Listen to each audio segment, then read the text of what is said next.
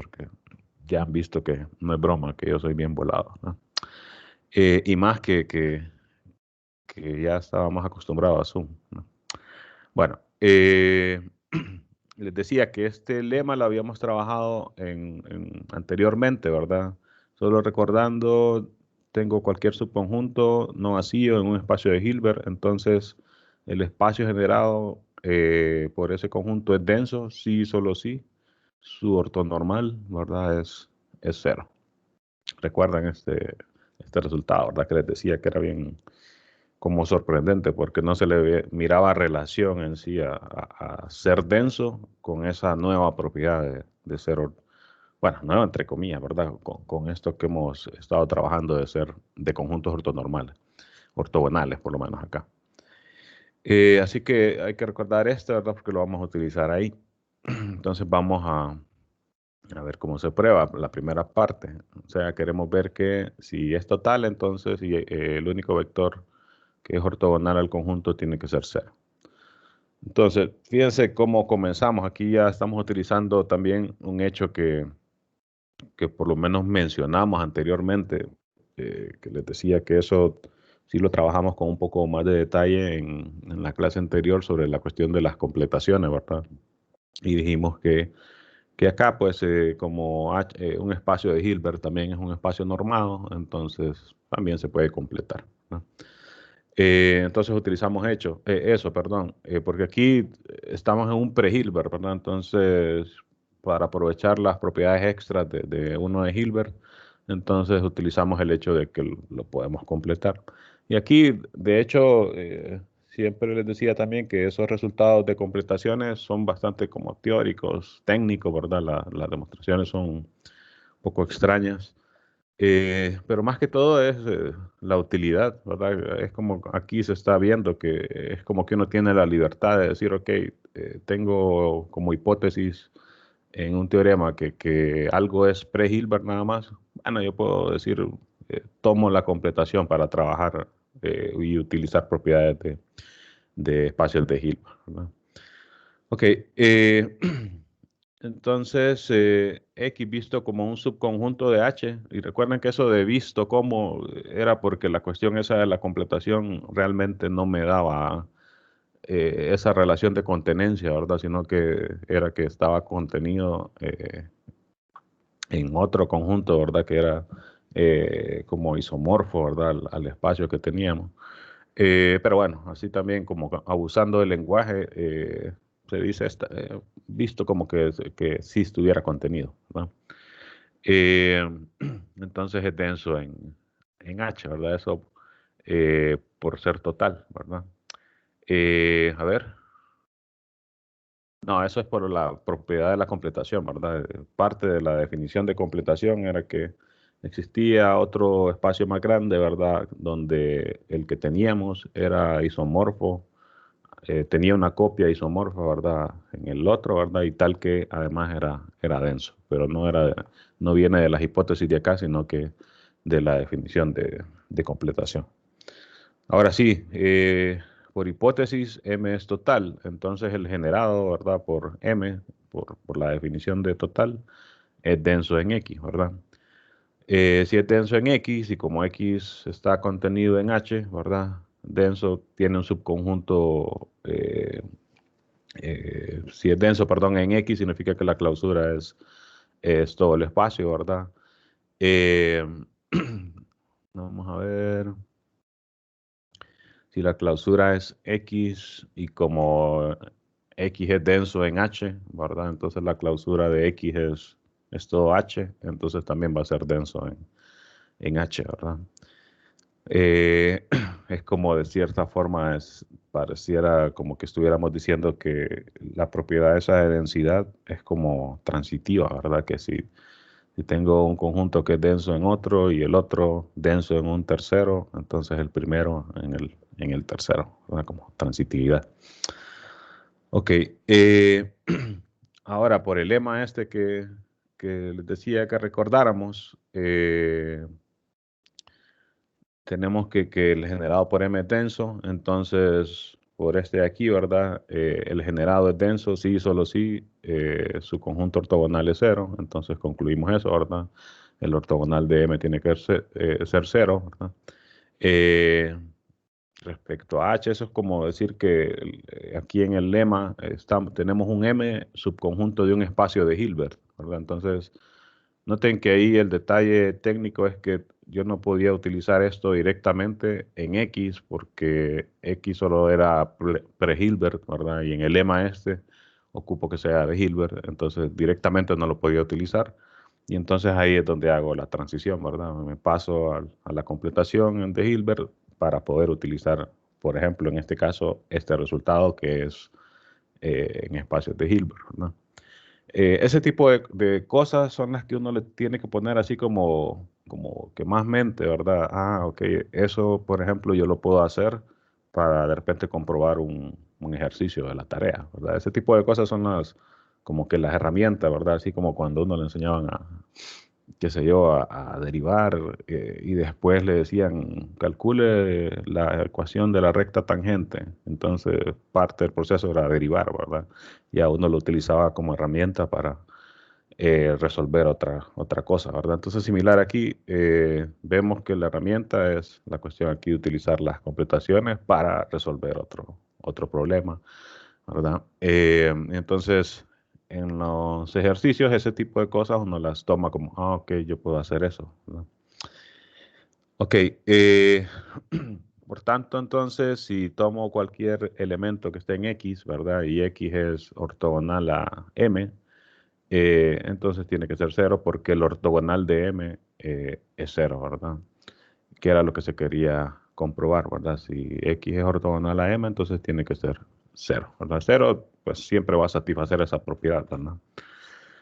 Ok, para la otra, pues es prácticamente utilizar el lema, porque fíjense que este dice si X es completo, o sea, y aquí no ocupamos hacer ese paso extra de usar la completación, ¿verdad? Y su ortogonal es cero, entonces M es total, ¿verdad? Noten que este tipo de teorema es de esos casos que parece que fuera como un sí, solo sí, ¿verdad? Pero no, no precisamente, ¿verdad? Aquí es si X es ortogonal a M, o aquí más bien, si M es total, entonces el ortogonal a M es cero, ¿verdad? Y aquí, si X es completo y el ortogonal a M es cero, entonces M es total. Si se ponen a analizar eso, pues prácticamente es como una doble implicación, ¿verdad? Excepto que para el inciso uno no ocupo completitud, ¿verdad? Solo ocupo pre-Hilbert. Entonces, si aquí en el teorema le cambiáramos al inicio que fuera de Hilbert, entonces ahí sí sería sí, solo sí, ¿verdad? Sería una caracterización de conjuntos totales, ¿verdad? Eh, Así que es casi un sí, solo sí. Y noten que es ventajoso escribirlo así, ¿verdad? O sea, sería conveniente como para recordarlo, ¿verdad? Y eso de que en espacio de Hilbert, pues esto es un sí, solo sí. Pero es ventajoso escribirlo así porque es como más fuerte el resultado, ¿verdad? Estamos diciendo que también se cumple por lo menos una de las implicaciones, se cumple con menos requisitos, ¿verdad? Y pues eso es mejor, ¿verdad? Dentro de la teoría, ¿no? Ok, entonces prácticamente estamos diciendo que en espacios de Hilbert los totales son tales que su ortogonal es cero, ¿verdad? Esto de cierta forma, fíjense que también le está dando relación a los conjuntos estos totales con los conjuntos ortonormales, ¿verdad? Pues está esa por definición de conjunto ortonormal u ortogonal, pues que los vectores son ortogonales, ¿verdad? Por definición. Y aquí pareciera que casi estuviéramos diciendo eso, ¿verdad? Pero no exactamente, ¿verdad? Simplemente el ortogonal al conjunto es cero, ¿verdad? No es que los elementos del conjunto sean ortogonales entre sí, ¿verdad? Que sería la definición de ortogonal. Ok, ¿qué más? fíjense, esta relación de Parseval es prácticamente aquella misma desigualdad de Bessel, solo que, pues, solo la igualdad, ¿verdad? La de Bessel era esto, menor o igual que esto, ¿verdad? Acá no se indican bien los índices de la suma, porque esto funciona ya sea que sea una suma finita o que sea una serie, ¿verdad? Recordando que en el caso de las series, pues ya habíamos hablado sobre eso también, de que incluso podía ser una serie con índices no contables, ¿verdad?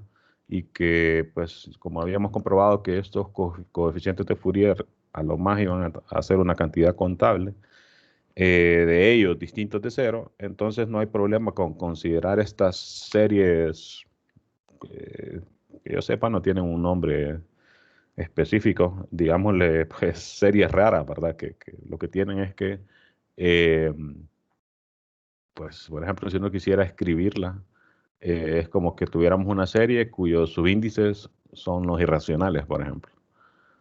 Entonces, para empezar, es incómodo porque no tendría como que un orden para ir escribiendo los términos de la serie, ¿verdad? Sino que los agarraría en todo caso arbitrariamente, es decir, ok, considero el término con índice pi, ¿verdad? Considero ahora el término con índice raíz de 2, ¿verdad? Y así, ¿verdad? Pero, de todas maneras, pues por lo menos sabemos que de esos solo van a haber una cantidad contable de ellos distintos de cero, entonces sí podría al final numerarlo, ¿verdad? Cambio esos, con el ejemplo ese que les venía diciendo, cambio esos subíndices irracionales a racionales y ahora ya no hay problema, ¿verdad? Ya tengo orden y ya los puedo escribir como normalmente escribo una serie, ¿verdad?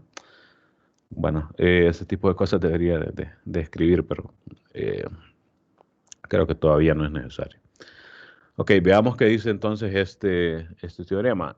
Un conjunto ortonormal en un espacio de Hilbert es total, si solo si, para todo X en el espacio se satisface esta igualdad. O sea que tendríamos que en un espacio en un conjunto ortonormal y total, eh, las normas se pueden calcular haciendo la suma, ¿verdad?, de los valores absolutos de los coeficientes de Fourier. O sea que también es bien fuerte, ¿verdad? Porque es bien específico lo que me está diciendo. En un espacio de esos de Hilbert, que son bien, pueden ser tan abstractos como queramos, ¿verdad? La norma, pues siempre se va a poder calcular de esta manera específica, ¿verdad? Eh, claro, de todas maneras, nosotros sí sabíamos que en espacios de Hilbert la norma viene inducida por el producto interno, entonces sí, de cierta forma ya teníamos maneras, digamos, de escribir la norma, ¿verdad? Pero aquí estamos siendo como más específico todavía en conjuntos ortonormales totales, eh, pues va a ser más específico la forma de calcular la norma, ¿verdad? Estos G sub K serían los elementos del conjunto ortonormal, ¿verdad? Noten que aquí también ya nos está haciendo eh, aquel énfasis que hacíamos antes que les decía que cuando hablábamos de ciertos resultados antes, teníamos que decir sucesión ortonormal, ¿verdad? Y eso tenía que ver con el hecho de la cuestión esa, ¿verdad? De que para poder hablar de series, les decía, pues ocupamos que sea una cantidad contable, pero ahora ya no, ¿verdad? Ahora ya decimos conjunto ortonormal, aunque vayamos a referirnos a serie, ¿verdad? Por eso que mencionaba anteriormente, ¿no? Ok, y fíjense que es un sí, solo sí, entonces es una caracterización, ¿verdad? También de los conjuntos ortonormales totales, ¿verdad? M es total en H, ¿verdad? Sí, solo sí. Para todo X en H se satisface esta igualdad. Ok, veamos entonces, se prueba aquí primero de derecha a izquierda. Entonces, si se satisface la relación esta, entonces tiene que ser que M sea total en H. Se hace, fíjense, por contrapositiva. Asumo que no es total, entonces quiero ver que no se cumple esta igualdad. Si M no es total, entonces por el teorema anterior, habíamos dicho aquí que prácticamente total significaba que el ortogonal era cero, ¿verdad? Y en espacios de Hilbert, pues sí, ¿verdad? Era exactamente eso. Entonces estamos en un espacio de Hilbert, ya utilizamos entonces la nueva caracterización que tenemos de conjunto total, que es más cómodo que estar diciendo, su espacio generado es denso en el espacio, pues definitivamente es más cómodo solo decir el ortogonal al conjunto tiene que ser cero, ¿no?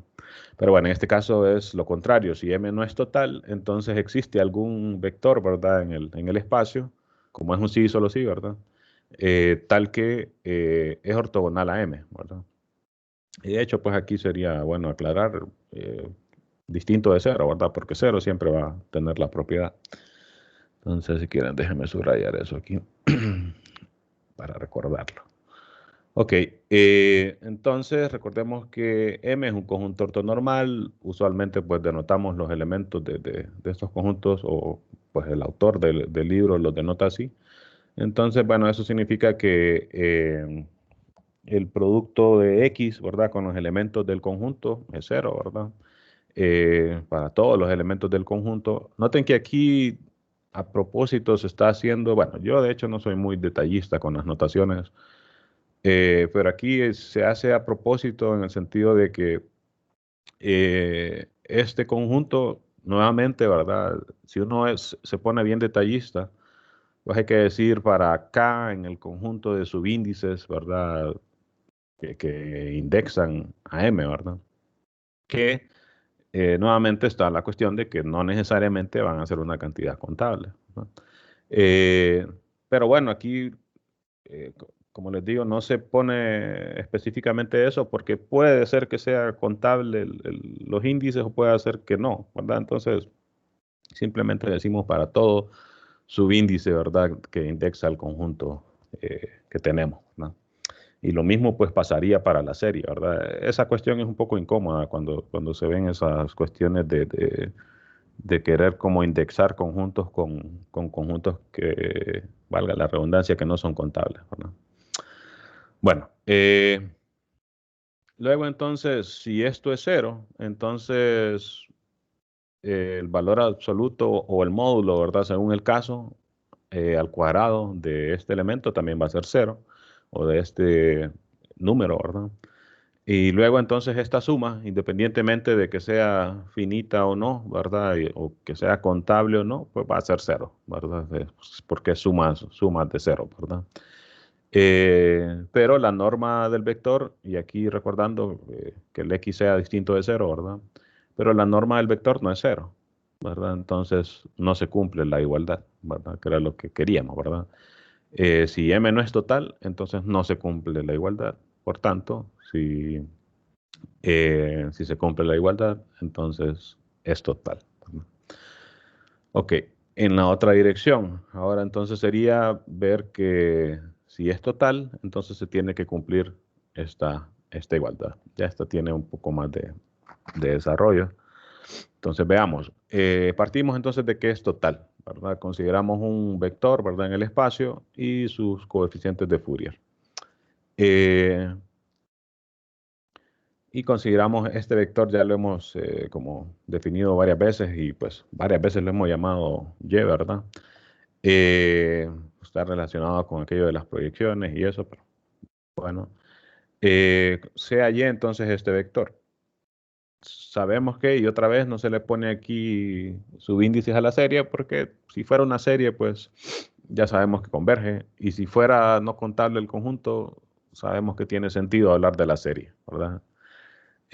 Ojo, yo se lo estoy como repitiendo varias veces porque al inicio, o cuando uno está estudiando esto, uno de estudiante como que no le para bola, es como, ok, ese teorema es cierto, ya, está bueno.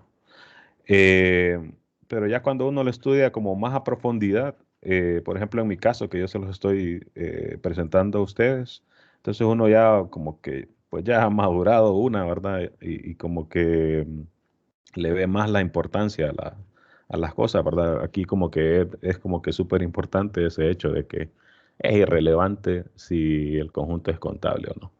Que en general, en ámbitos generales, eso no funciona así, ¿verdad? Si estoy, por ejemplo, solo en un espacio vectorial, sin más estructura, Ahí sí tengo problemas con diferenciar entre las series usuales y series con subíndices en un conjunto no contable. Ahí sí tengo problemas con eso. Entonces aquí la superventaja es que, ok, en espacios de Hilbert no hay problema. Sí, esos dos tipos de series es la misma cosa. Entonces por eso ahí se los paso repitiendo, ¿verdad? Para que como que se les quede, que esas son las cosas como importantes y ventajosas en estos tipos de espacios, ¿verdad? Yo me acuerdo cuando estaba en estos cursos, era una cuestión como, yo lo miraba como, voy a ver otro tipo de espacio de Hilbert, es como que uno va llevando como una lista, ¿verdad? Ya tenía los de Banach, ahora voy a ver otro, voy a ver los de Hilbert, vamos a ver qué es lo nuevo que hay ahí, pero solo así como que una cosa nueva, pero sin pararle mucha bola realmente que eran las consecuencias importantes ahí, ¿verdad? Entonces, trato de que ustedes no lo vean así. Eh, bueno, continuando entonces con la prueba, consideramos este vector y ya sabemos entonces que esta serie converja, ¿verdad? Por resultados anteriores. Entonces, fíjense, vamos a comprobar que si hacemos la resta de x menos y, ese va a ser ortogonal a m. Eh, Vamos a ver. Que estaba pensando que eso se escuchaba como bien trivial, ¿verdad? Por cómo se estaba tomando, pero no, ¿verdad? Lo que sabemos es que los elementos de M son ortogonales y se está considerando este vector, que es una combinación lineal de elementos de M. Pero es el Y, sí, sí, no, no. Ok. Entonces, del X no sé nada, ¿verdad? Simplemente que es un X en H, ¿verdad? Ok, entonces queremos ver que x menos y es ortogonal a m. Entonces, para ello, pues hacemos el producto de x menos y con los elementos de m. Y pues si todos son cero, entonces el vector es ortogonal a m, ¿verdad? Entonces solo desarrollamos, ¿verdad? Esto es x por e sub j menos y por e sub j. Escribimos, ¿verdad? Por la definición de y por e sub j, pues sería esto, ¿verdad? Distribuyendo. Y por la ortonormalidad, ¿verdad? Estos son unos o ceros, ¿verdad? Unos cuando son iguales, ceros cuando son distintos. Entonces, eh, aquí me va a quedar solo x por e sub j, ¿verdad? En el caso de que ese sea cuando k es igual a j, ¿verdad? Y entonces me queda esta expresión menos la misma, o sea, me da 0. Y entonces el producto de x menos y con e sub j siempre es 0, ¿verdad? Para todo e sub j, que son los elementos de m, ¿verdad?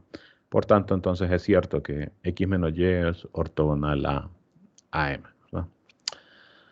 Ok, como m es total, entonces por el lema otra vez, fíjense que lo hemos utilizado varias veces, y de hecho, pues esto también me dice como que total, como la definición no era muy conveniente, entonces total prácticamente va a ser esto para nosotros, ¿verdad? De aquí en adelante, que el ortogonal sea 0, ¿no?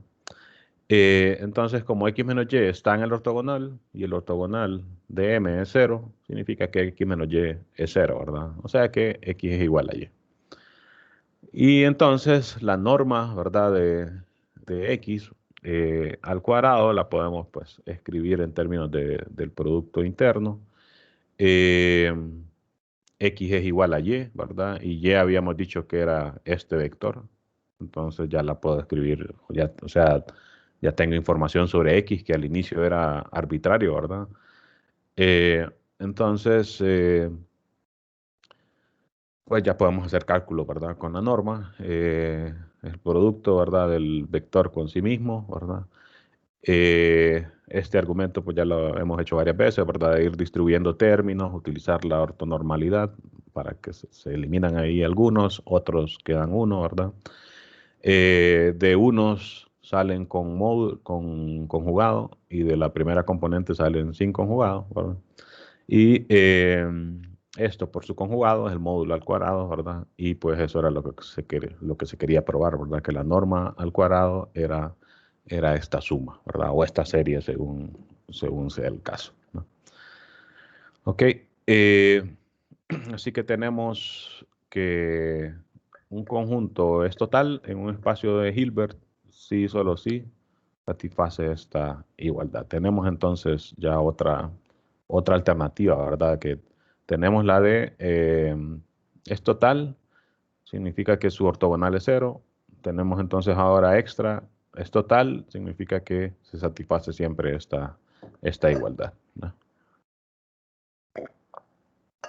Perdón. Noten que son pues propiedades o caracterizaciones de conjuntos totales, ¿verdad? Ok, continuando, veamos este otro resultado. Ya este tiene que ver con la cuestión de esa separabilidad que habíamos comentado anteriormente, que pues íbamos a comprobar algunos casos, ¿verdad? De separabilidad de espacios de Hilbert, ¿no? Ok, fíjense, el primero es si H es separable, bueno, H es de Hilbert, ¿verdad? Si H es separable, entonces todo conjunto ortonormal es contable. Si H es separable, recuerden, significaba que tiene un subconjunto denso y contable, ¿verdad? Y el conjunto ortonormal, pues es un conjunto cuyo espacio generado es denso, ¿verdad? No es como que tan directo, pero digamos que tiene sentido lo que dice esto, ¿verdad? Todo conjunto ortonormal que tiene su relación ahí con densidad es contable, que tiene relación y sentido con el hecho de ser separable. Pero bueno, veamos los detalles. Consideramos entonces H como separable. Entonces existe un subconjunto, ¿verdad? Que es denso, ¿verdad? Eh, y contable, pues por ahora solo ocupamos que sea denso, entonces tomamos B denso en H. Y M, un conjunto ortonormal, ¿no? Y lo que queremos ver es que este conjunto ortonormal tiene que ser contable, ¿no? Entonces, fíjense, para cualquier par de elementos en M, ¿verdad? Que es ortonormal, la distancia entre ellos siempre va a ser raíz de 2, ¿verdad? Porque pues, si hacemos estos cálculos, la norma de x menos y, que es la distancia de x a y, ¿verdad? Pues el producto del vector consigo mismo, distribuyo, como m es ortonormal, entonces estos son unos, ¿verdad? 1 más 1, y estos son ceros, ¿verdad? Entonces me queda 2. O sea que la norma de x menos y al cuadrado es 2, por tanto la norma de x menos y es raíz de 2. Y la norma de x menos y es la que llamamos distancia de x a y, ¿verdad? Es la métrica que se me genera a partir de la norma, ¿no?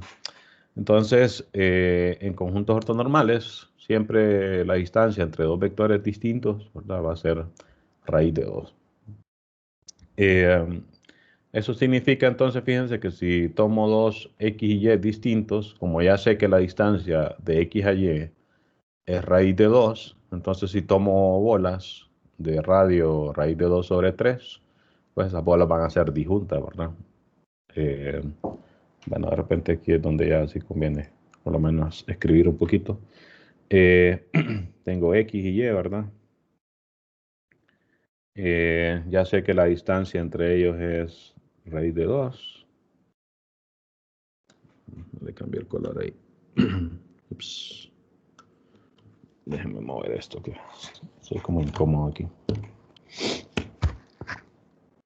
Ok, ahora sí. Entonces ya sabemos que la distancia de x a y es raíz de 2. Y entonces si tomo bolas de radio raíz de 2 sobre 3, ¿verdad?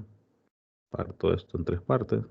Tomo bolas ahí de radio eso, entonces esas bolas van a ser disjuntas, ¿verdad? No hay problema. ¿Qué más? Eh, Como B es denso, ¿verdad? En H, entonces existe un B que está en la intersección de la bola, ¿verdad? Centrada en X de radio raíz de 2 sobre 3 y el B que es denso, ¿verdad? Y existe otro, un B', en la intersección de B con la otra bola, ¿verdad? Como es denso, entonces existen esos B y B', ¿verdad? Uno aquí, ¿verdad? Y el otro por acá. Ok. y esos además están en B, ¿verdad? En el conjunto denso. La intersección de esas dos bolas es vacía, ¿verdad? Pues dijimos que son disjuntas acá. Por tanto, SB y B' tienen que ser distintos, ¿verdad? Porque son disjuntas. Si M no fuera contable, entonces noten que tendríamos una cantidad no contable también de esas bolas, porque esto lo estamos haciendo para cualquier par de elementos X y Y en M. Entonces, si M no es contable, entonces esto lo podríamos hacer una cantidad no contable de veces, ¿verdad? Entonces, de estas bolas también habrían una cantidad no contable y todas disjuntas, ¿verdad? Noten que, vamos a ver, no tenía sentido. Sí. Ok, tendríamos entonces una cantidad no contable de bolas y entonces el B también sería no contable. ¿Por qué? Porque eh, ah, bueno, aquí dijimos para cada una de estas bolas, por la densidad de B, ¿verdad? Existe uno que está en una, otro que está en la otra. Si siguiéramos entonces con este razonamiento de que hay una cantidad no contable de estas bolas, entonces habría una cantidad no contable de estos B y B' distintos, ¿verdad? Entonces habría una cantidad no contable de esos B y por tanto B sería no contable, ¿verdad? Pero como B es un subconjunto denso, ¿verdad? Y arbitrario en H, ¿verdad? Eso contradice el hecho de ser separable, ¿verdad? De que H en este caso es separable, ¿verdad? Y por tanto, entonces, la hipótesis inicial de que, vamos a ver, en este caso, esta de aquí, ¿verdad? De que si M fuera no contable, no puede ser cierta y por tanto tiene que ser que M sea contable, ¿no? Entonces, si H es separable, cualquier conjunto ortonormal tiene que ser contable, ¿no? Ok, veamos la otra, que esto sí ya es sobre concluir sobre separabilidad, ¿verdad? Del espacio. En este caso es utilizar separabilidad para comprobar algo, ¿verdad? Y aquí es utilizar algo, en este caso ser total, para ver que el espacio tenga que ser separable. Entonces, fíjense, si H contiene una sucesión, y aquí sí es específico, ¿verdad? Una sucesión ortonormal, que es total, ¿verdad? Entonces H es separable. Entonces vamos a eso. Entonces comenzamos con la sucesión, ¿verdad? Sea A el conjunto de combinaciones lineales de esta forma, pero no todas, sino que las que tienen coeficientes que son racionales. ¿Ok? Eh, Aquí solo son componentes. De hecho, aquí también la palabra no está bien utilizada. Aquí debería ser coeficiente. Son coeficientes racionales, ¿no? Ok, entonces, estas son algunas combinaciones lineales que están dentro. Recuerden que el espacio generado, ¿verdad? Es el conjunto de todas las combinaciones lineales. Entonces, este A es un subconjunto del espacio generado, ¿verdad? Porque estamos restringiendo nada más a las que tienen componentes o coeficientes racionales. Entonces, claramente A es contable. Bueno, como todos estos E sub I o E sub J, ¿verdad? Vienen de una sucesión. O sea que de estos hay una cantidad contable. Entonces aquí tengo, digamos, si quiero hacer como una cuenta, aquí tengo una cantidad contable de opciones. Aquí, como estos son racionales, tengo una cantidad contable de opciones, ¿verdad? La cantidad contable por cantidad contable, pues va a seguir siendo contable, ¿verdad? Entonces, esto es contable, cada producto de esto, ¿verdad? Y estoy sumando una cantidad contable de ellas, ¿verdad? Entonces, tengo cantidad contable con otra cantidad contable y así, ¿verdad? Y entonces estos van a ser... además, esta suma sí es finita, ¿verdad? Porque son combinaciones lineales. Y entonces tengo una cantidad finita de opciones contables, entonces va a ser contable, ¿no? Podríamos, si quisiéramos argumentar así como más detalladamente, utilizar el hecho de que unión contable de contables era contable, ¿verdad? O también se podría argumentar con lo de productos cartesianos de contable, ¿verdad? Que era contable. Bueno, así solo como intuitivamente pues lo podemos ver, ¿verdad? Pero se puede argumentar formalmente también. Ok, sea X entonces un vector arbitrario en H. Recuerden que lo que queremos concluir es que H es separable, ¿verdad? O sea, que tiene un subconjunto denso y contable, ¿no? Ok. eh, Fíjense entonces, como la sucesión esta es total, ¿verdad? Por hipótesis, entonces existe un n, ¿verdad? Tal que este conjunto contiene, vamos a ver, un punto de distancia menor que esto. Aquí pues el razonamiento es que recuerden que ser total, su definición original, ¿verdad? Un conjunto M, ¿verdad? Es total. Si su generado, ¿verdad? Es denso. Ok, entonces aquí estamos diciendo, como este es total, entonces el generado de él es denso, ¿verdad? Pero además, eso significa que eh, este otro conjunto, que fíjense que solo sería como un subespacio de todo el espacio generado por la sucesión esta, ¿verdad? O sea, aquí solo se está considerando una cierta cantidad de elementos, ¿verdad? Hasta n. Estamos diciendo que van a haber una cantidad n, ¿verdad? De elementos aquí, de tal manera que el generado por ese, ¿verdad? eh, Va a contener un punto a una distancia tan cercano como nosotros queramos a x, ¿verdad? Eso por la densidad, ¿verdad? Solo aquí déjeme pensar algo.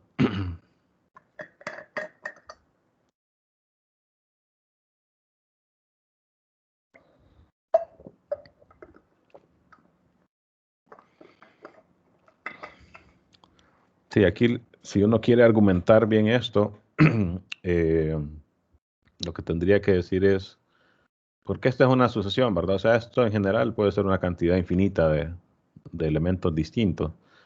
Entonces, en el generado, eso sí, solo se consideran combinaciones lineales, ¿verdad? Finitas.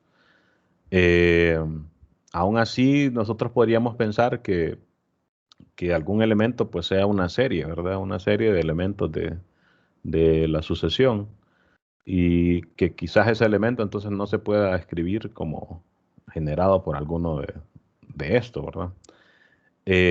Pero de todas maneras, las series, si un X es una serie, significa que es el límite de una sucesión de sumas parciales, ¿verdad? Y entonces, uno puede, esas sumas parciales, recuerden que de cierta forma lo que hacen es que aproximan la serie, ¿verdad? Entonces, yo puedo, si la serie converge a un X, significa que esas sumas, entre más términos le tome, cada vez se van acercando más a X, ¿verdad? De manera que sí puedo hallar una cantidad finita que esté a una distancia porque tiende a X, ¿verdad? Y entonces puedo acercarme tanto como quiera a él. Y entonces que esté a una distancia menor que epsilon sobre 2 del X, ¿no? O sea que sí, siempre se puede hacer esto. Y además por la densidad, ¿verdad? De que como es normal, entonces el generado por él es denso, ¿verdad? Ok. Esto en particular también funciona para la proyección ortogonal de y de x, ¿verdad? Que era ese vector, perdón, y que hemos ya pues mencionado varias veces, ¿verdad? Que además notamos que este y es una combinación lineal, recuerdo que estos son escalares, ¿verdad? Escalares por e sub k. Entonces esta es una combinación lineal de elementos de e sub 1 a e sub n, ¿verdad? O sea que este y también está aquí, ¿verdad? Ok. Luego, eso significa que lo que dijimos acá es que este conjunto contiene algún punto, ¿verdad? Que va a estar a una distancia menor que epsilon sobre 2 de x, ¿verdad? Y esto también en particular va a funcionar para este Y, porque este Y era precisamente aquel que tenía la distancia mínima, ¿verdad? Y entonces, si hay un X que está a una distancia menor que epsilon sobre 2, ¿verdad? O si hay algún otro vector, ¿verdad? Que está a distancia menor que epsilon sobre 2 de X, entonces este con más razón va a estar a una distancia también menor que epsilon sobre 2, ¿verdad?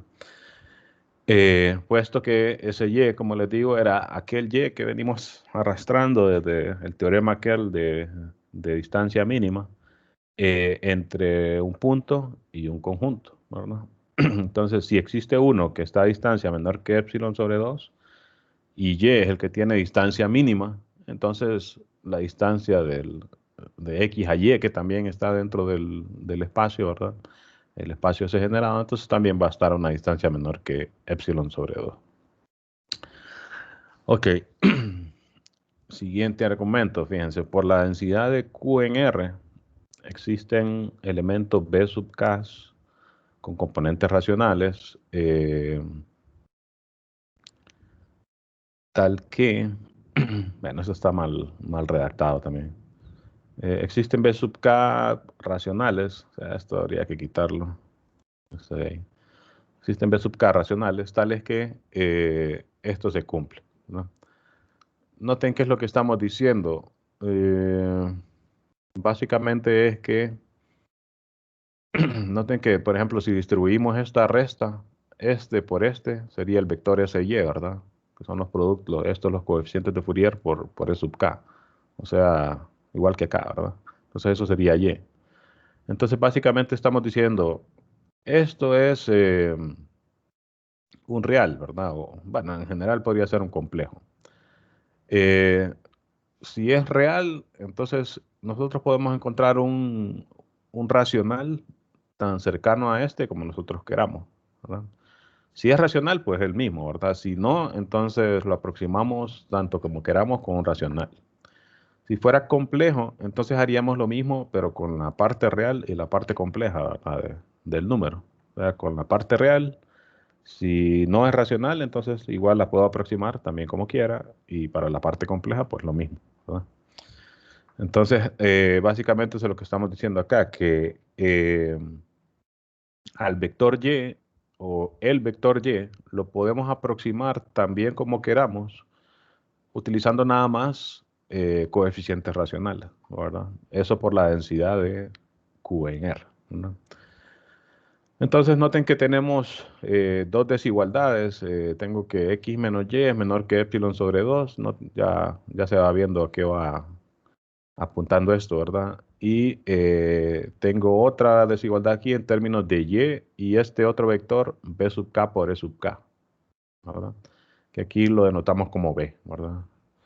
Entonces, notamos además que este B también está en A, ¿verdad? Porque A era el conjunto de combinaciones lineales de esos vectores E sub K, ¿verdad? Que por cierto aquí era uno también, ¿verdad? Tengo varios errores de typeo aquí, como siempre. Ok, entonces, el típico razonamiento de desigualdad triangular, la norma de X menos B, le sumo y resto Y, ¿verdad? Para utilizar estas dos que tenía aquí arriba. Norma de X menos Y menor que epsilon sobre 2. Norma de Y menos B, que es esta resta de aquí, también es menor que epsilon sobre 2. Por tanto, es igual a epsilon. O sea que esta norma es menor que sería, ¿verdad? Menor que epsilon. Y entonces, ¿qué es lo que hemos comprobado? Que podemos encontrar un vector B que está en A, tal que la distancia de X a B es menor que epsilon para cualquier epsilon. O sea que este B está tan cercano a X como nosotros queramos, ¿verdad? Es decir, yo puedo aproximar cualquier X que era un vector arbitrario que estaba en H, y entonces estoy diciendo que puedo aproximar cualquier X en H con un vector B que está en A, ¿verdad? Que es la otra forma de decir que un conjunto es denso, ¿verdad? Que existe una sucesión, ¿verdad? De puntos que tienden al que yo tomé inicialmente, ¿no? Entonces, A es denso en H y como A es contable, ¿verdad? Por cómo es la forma de sus elementos, entonces H es separable, ¿no? O sea, ese A es el subconjunto denso contable que ocupaba para decir que H es separable, ¿no? Ok, interesante la prueba. Fíjense que utiliza una combinación de bastantes argumentos que se han venido como arrastrando desde análisis uno, ¿verdad? Análisis uno, cosas de análisis 2 y ahora pues lo nuevo con los productos internos y estas bases, y etcétera, ¿no? De aquí se combina en este teorema como que se está aplicando un poquito de todo lo que han aprendido en estos cursos de análisis, ¿no? Ok, y bueno, para terminar por hoy, que fíjense que este teorema tiene una demostración un poquito larga, teorema 365, entonces la voy a dejar así como para otro video, que me había ido bien adelante por aquí, teorema 365. Entonces la prueba de esto es un poquito larga, entonces la vamos a dejar para un video aparte ahí. Pero bueno, solo veamos por lo menos de qué trata. Se define primero un isomorfismo entre espacios de Hilbert y es de manera natural, ¿verdad? Recuerden que los isomorfismos siempre son funciones biyectivas que preservan la estructura del espacio que uno tenga, ¿verdad?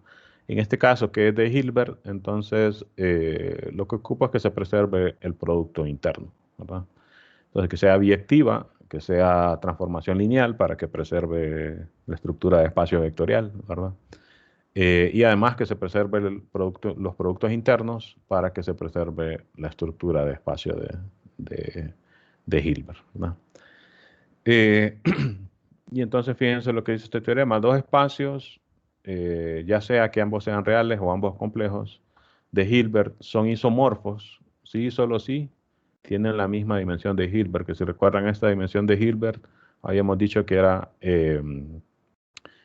que podíamos definir algo similar a las bases, ¿verdad? De espacios vectoriales en términos de estos conjuntos ortonormales, ortogonales totales, ¿verdad? A eso entonces se le asocia una cantidad, ¿verdad?